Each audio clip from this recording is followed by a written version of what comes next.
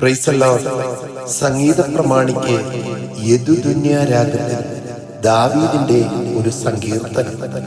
62-ാം സങ്കീർത്തനം. എന്റെ ഉള്ളം ദൈവത്തെ നോക്കി മൗനമായിരിക്കുന്നു. എന്റെ രക്ഷ അവങ്കൽ നിന്ന് വരുന്നു.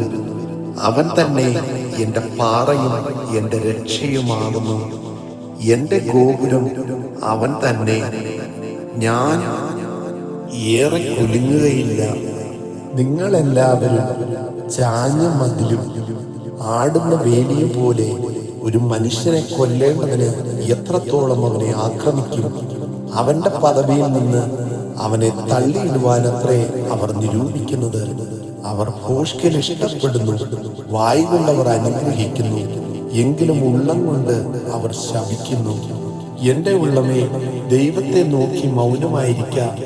എന്റെ പ്രത്യാശ അവങ്കൽ നിന്ന് വരുന്നു.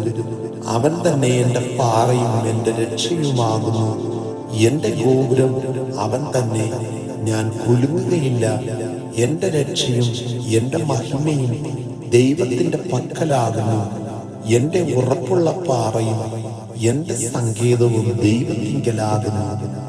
ജനമേ, എല്ലാ കാലത്തും അവനിൽ ആശ്രയിപ്പിൻ. നിങ്ങളുടെ ഹൃദയം അവന്റെ മുമ്പിൽ പകരുവിൻ.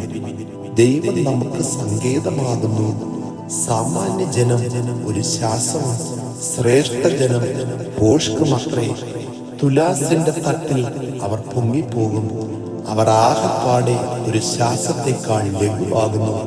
പീഡനത്തിൽ ആശ്രയിക്കരുത്, കവർച്ചയിൽ മയങ്ങിപ്പോകരുത്. സമ്പത്ത് വർദ്ധിച്ചാൽ അതിൽ മനസ്സ് വയ്ക്കരുത്. ബലം ദൈവത്തിനുള്ളതെന്ന് ദൈവം ഒരിക്കൽ അരുളി ചെയ്തു. ഞാൻ 2 പ്രാവശ്യം കേട്ടുമിരിക്കുന്നു. കർത്താവേ, ദൈവം നിനക്കുള്ളതാകുന്നു.